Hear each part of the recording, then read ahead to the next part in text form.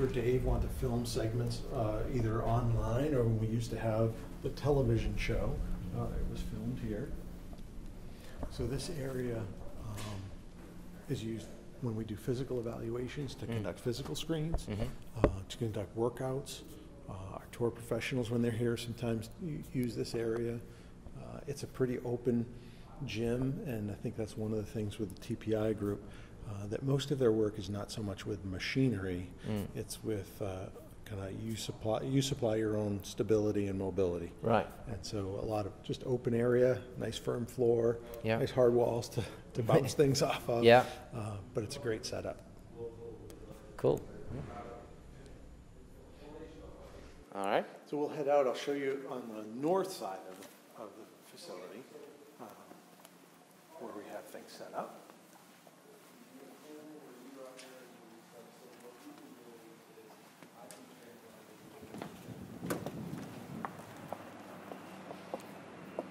So this is our wedge tee. So when we do wedge fitting, we like it to encompass two main areas. One being the full swing gapping potential. Do we have a nice even gap between your 9-iron to your wedges? And so this tee is set up with a lot of flexibility. We've got target greens from 50 to 140 yards. We can hit to any of them in any order and really dial in wedges. So if your 9-iron is going 130 yards, we want, let's say, 15 yards or 10 yards between each shot. We can take the time to adjust the clubs to provide this really seamless gap, no gaps in your short game area. Pretty good turf. It's very high quality turf. We really need that for the testing. Yeah. So one of the things, I'm talking a little bit about the fitting process, but it's also a research facility. Okay. Inside that building are robots that hit golf balls and launch them down the fairway, so we can very precisely measure the ball flight. As the ball is being hit, we've got a weather station that records wind, temperature, pressure, humidity, and then we can correlate that with the test results and understand if we're seeing some anomalies in the testing. Is that because of gust of wind, because the conditions changed, or is it because the product itself is performing differently? And we have this this ability here because most of that work is hitting longer shots, drivers, long irons, that we also use this area to the north green to work these partial shots. Yeah. So when we evaluate wedges for which bounce, which grind, we can test shots both long, short, bunker shots, greenside shots, and really be certain that the wedges that we prescribe are going to give you the maximum scoring opportunity. Can you vary the firmness in the ground as well? We can. We try to keep it as neutral as possible. Yeah. You see we have some areas of different types of turf. Yeah. So if someone says, I play in more firm Bermuda, we'll play off these fairways. Yeah. If they play in a little more lush grass, like in the northern part of the U.S., we can use those areas and those different turfs to as closely simulate their conditions. And when we're working in that manner, we're looking for two main things. One is their technique and their style, which of course travels wherever you go. Yeah. Are you more driving, digging, downward shot, or you're more sweeping, that sort of thing? So that can change the bounce that we select. And then the conditions do as well. So we look for a combination of those two things. As fitters, as you work with a more advanced fitter, a more experienced fitter, those are the kind of things they really excel at. Yeah. Is being able to understand how much you can change technique, how much you can, what things are a variable you can affect, and which ones are kind of just baked into the DNA of that golf. Yeah. So we can, as we've gotten closer to the screen now, you can see we can work short shots, pitch shots, chip shots. We've got a couple different levels of turf and a couple different types of turf. How long did you say you've been here, Brett? I've been with the company just 11 years now. Okay. And really what attracted me is, I direct our fitting activities. And fitting is so integral to how we want to help golfers get better. And so for me, that's really exciting because all the things we do, as far as programs and initiatives, they really go back to this one thing: how can I help the golfer get better? Yep. And because if we can help a golfer get better, they clearly are going to buy that equipment that helps them get better. But maybe more importantly, you know, golf is such a big part of our lives that when you help someone get better, you increase their enjoyment. Yes. I mean, it's a big part of what they do. So very satisfying for fitters to do that. Yeah, and then naturally you will want to do more of what you enjoy. Yes. When you play well, you play more golf. Yeah. You know, so that's good for the industry. It's good for our company. Everybody, yeah. It's good for the golfer too. They will probably have a better life. Yes. There are many worse places to spend your time than a golf course. It is. So this is our more for our putting green. We've just recently aerified. Yeah. So this has contour, but is overall fairly flat, not too severe. So when we're evaluating putters and putter selection, we can hit shots anywhere, you know, short shots up to 40 feet, and really get a sense of how the ball's rolling. We like to find a putter that positions your eyes over the ball appropriately, that gets you in a proper posture, that has a hosel or a shaft system that has the right amount of toe flow to work with your stroke. So very often in that putter selection process, it's very basic, and I mean that in a positive way. Like, it gets you to very basic sound fundamentals to putt.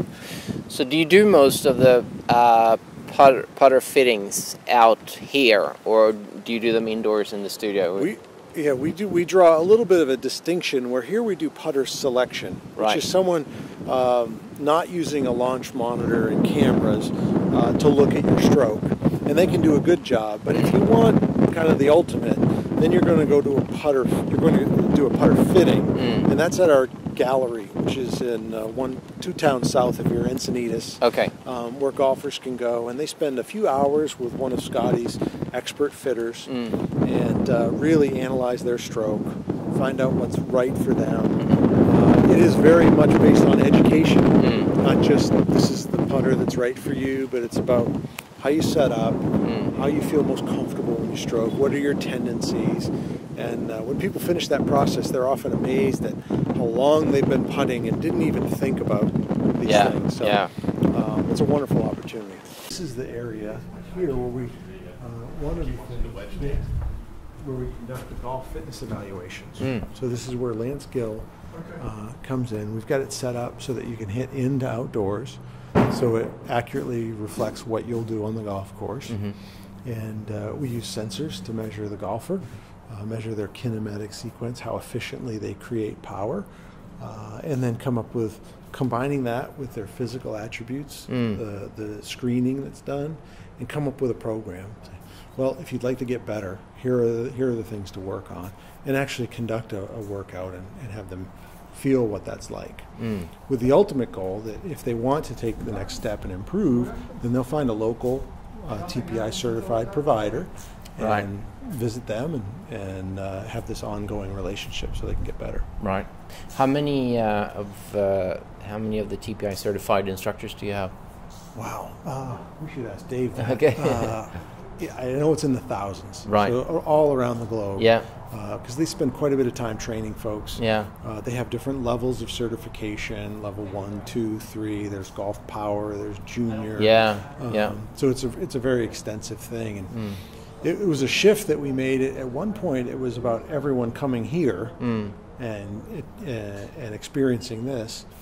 And then you think it's a big world, and not everyone can come to California. So they really changed to how do we develop a network around the globe of people that have these skills and can conduct them, much more conveniently for the golfer. So here you can see kind of a replay of what this looks like. So these lines represent the speed of rotation of the hips, the thorax, the lead shoulder, and lead hand. And you like them to be in a nice sequence where that power generation starts from the ground, here to here to here to here.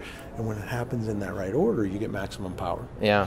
When it doesn't, you get some power leakage, and then you got to find out why. So the World Long Drive guys, what they're doing to create speed and power, is they're trying to maximize everything. So the way they look is ridiculous. You know, a lot of these guys bend their arm, they jump, they do crazy stuff. Yeah. But that's because all they're trying to do is hit one of 6 balls in a grid down the fairway.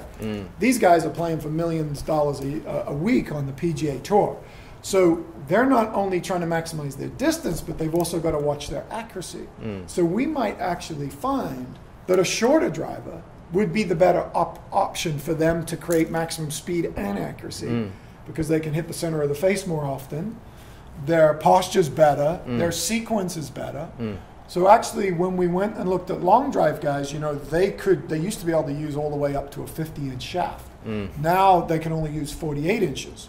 But we start at 44, and then we watch until the sequence breaks. We go another inch, and the minute the sequence drops, that's the length they should use. Right. So they may tap out at 46 or 47 rather than 48, which is what they're allowed. Yeah. Because we can look at it and go, no, 48's not doing you any good. Yeah. And you can do the same thing with tour players. And when a non-tour player comes in here, because there's a lot of talk about shaft length. What is the ultimate? And so do they go through a similar, maybe not as extensive in the selection, but do they go through a similar process? If they come here, they go through what the tour players go through. They're treated like a tour player. That's the premise of coming here. The big thing is most amateur golfers would be better off with, to me, a short shaft. Right. Because what happens is they'll hit the center of the face more often, and for them, that will give them the maximum speed. Like tour players, they can go to 45 because their swing mechanics are so good, they can hit the center of the shaft. Yeah. But if you could hit the center of the face, if you could hit the center of the face more often at 43.5 or 44, that would be better for you than using a 45-inch shaft. So we did a good study about this using this motion capture. So at 45 inches for the group that we tested, their size of impact is about the size of a quarter, which is pretty good. You can control your direction. You don't get too many surprises. You go to 46 inches, now it increases 58%. You go to 47 inches, it increases 86%. Right. So now you introduce variability. You you lose ball speed with off-center hits, but you also lose your ability to predict what direction it curves. If one shot is a toe and one shot's a heel, they fly with different paths, and if you're trying to play for a living, like a Charlie Hoffman, that doesn't work. You need to control your shape as well as your distance. You do, and the other big thing that most amateur golfers, they struggle from maintaining their body angles during their swing. It's very difficult. They don't have the balance, the structure, or the flexibility in their body to do it. So the longer the club, the more difficult it is to stay in posture. So that's why a lot of these guys come in and go, well, I hit my hybrid as far as my 3-wood, or I hit my 3-wood as far as my driver. Like, well, there's a reason, because with the shorter club, you're a little bit more bent over and you can actually stay in posture. As the club gets longer, it's difficult for you to stay in posture. So, the art of fitting, I think, is really maximized here because we have so many tools that we're able to tap into to figure out what is the correct approach for you. Personally, and that's what it's all about. Right? There's no one right length for everyone, but everyone has a best length. It's fun. Cool, interesting. No, it's an awesome facility here. I listened to you. I don't think you were there, Brett. I listened to you, Dave, last year, so in Orlando, 2016. Yeah, it was very inspiring. Cool. Very We've exciting. been fortunate in that we've been able to test a lot of great players, supported by Titleist. And, we're always looking at things like force and pressure and how you use the ground. And even something like the shoe that you wear can have a big impact on how you play. Whereas most of us just buy a shoe because it looks cool and it's comfortable. But actually, based on your physicality, there's certain shoes that will actually help you get to where you want to go in golf quicker than other shoes, which sounds kind of crazy. Do you incorporate shoe fitting? We're just beginning to. We're starting to do that now. Absolutely. Yeah, it would make sense. No stone left unturned. Quest for better performance. No, it's great. Very cool. All right. We'll continue our. Keep going, guys. Thanks very much. I appreciate that. But what's interesting though is, so here's Charlie, obviously playing well right now. At Houston and the Masters, and it's not perfect. There's things he's working on, just like every other golfer needs. Listen, there's a lot of imperfection. There's very few guys that you come in and you go, that's as good as it gets. I mean, we've had a few. Back in the day, Adam's been very good in terms of his sequence from time to time. Probably the best we ever had was when Ernie played for Titleist back in 2003. He switched to our equipment and won 5 of 7 tournaments. It's the best sequence I've ever seen, ever. Really? Of thousands that I've looked at. All right. And he's a friend of mine, so I tell him, I go, well, you don't play Titleist anymore, so I'm sorry. Can't use that. You could use it. But there are some really good ones you see sometimes. Yeah. Well, in your definition of really good is... Yeah. Skewed towards really, really good. All right, cool. All right, Luke. Thanks, Dave. Yeah. So this is set up, this center tee is set up for 2 things.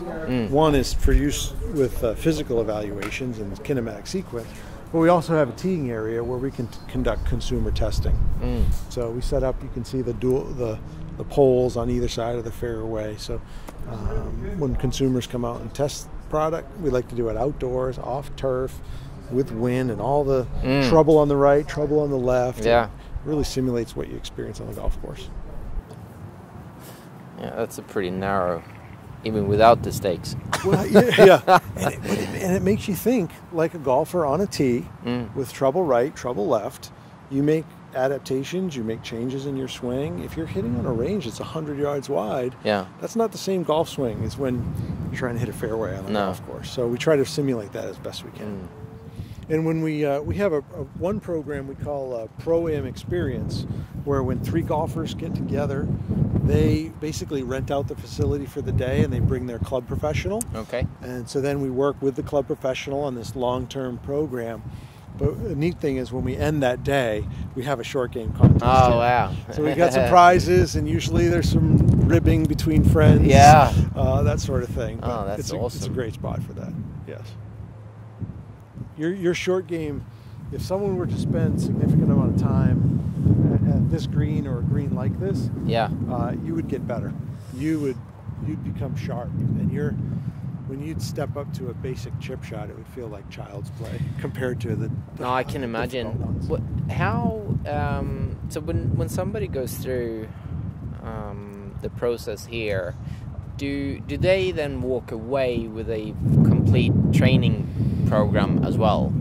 So when they do the golf fitness evaluation, they leave with a packet that shows them where they are today, what physical screens that were conducted, and how they performed on each of them.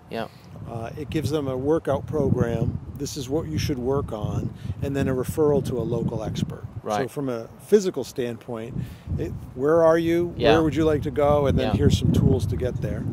From a club fitting standpoint, you leave with a prescription of what clubs we recommend. And then if you like, we can send you your TrackMan data as well.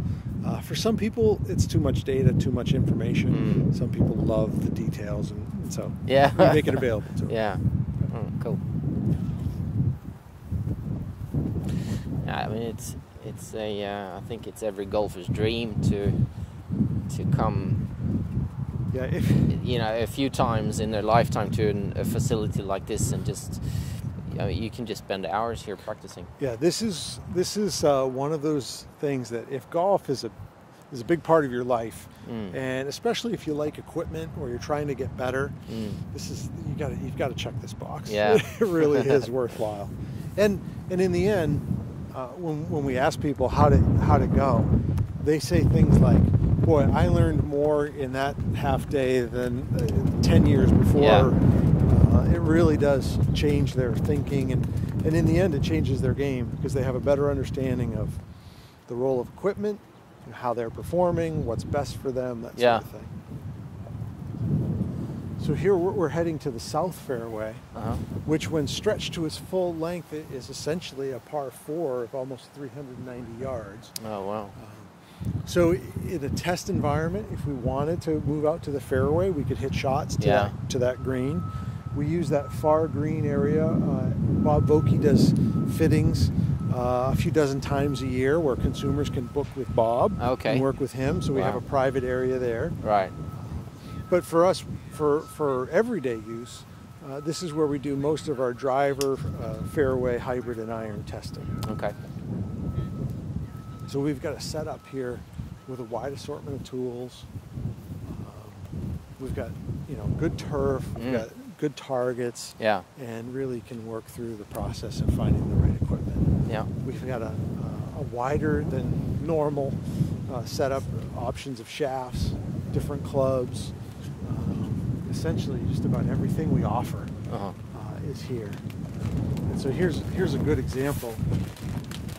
When you're evaluating in the long game where your longest iron should be in your first hybrid, you know, we've got a big assortment of 5 irons through even 2 irons. Yeah. So you can hit them and determine what is the iron that has still has effective stopping ability, effective trajectory, consistency of flight.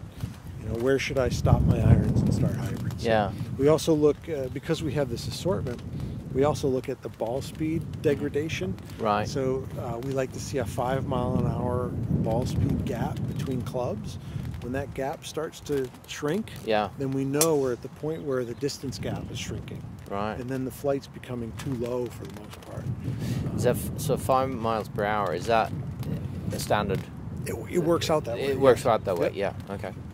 So that's an indicator. If you're, you know, if someone's 5 iron and their 4 iron are only 2-3 miles an hour apart, it's an indication that you probably shouldn't have a 4 iron in your bag. No, exactly. Yeah. Interesting. And we see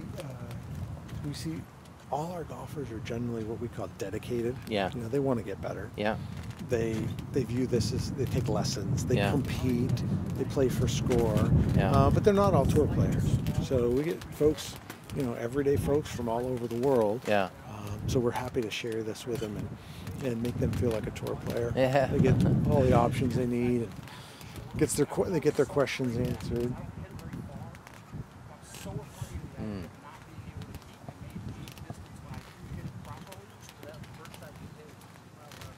So there's an interesting, I think he's talking about his driver distance, where in his head, and many people feel this way, like, well, I don't want to go to a shorter driver because I'll hit it shorter. Yeah. Well, that's where we can test it. We can test and find out, okay, what is the length that maximizes your ball speed? Because that will translate to distance on course. So this is one from a few years ago. So we've got Ben Crane here, Zach Johnson, Adam Scott, Curtis Strange. I'm trying to recognize any others. Kenny G on the right.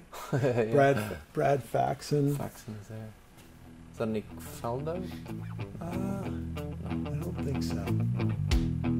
He hasn't been here. Tom Pernice. Okay.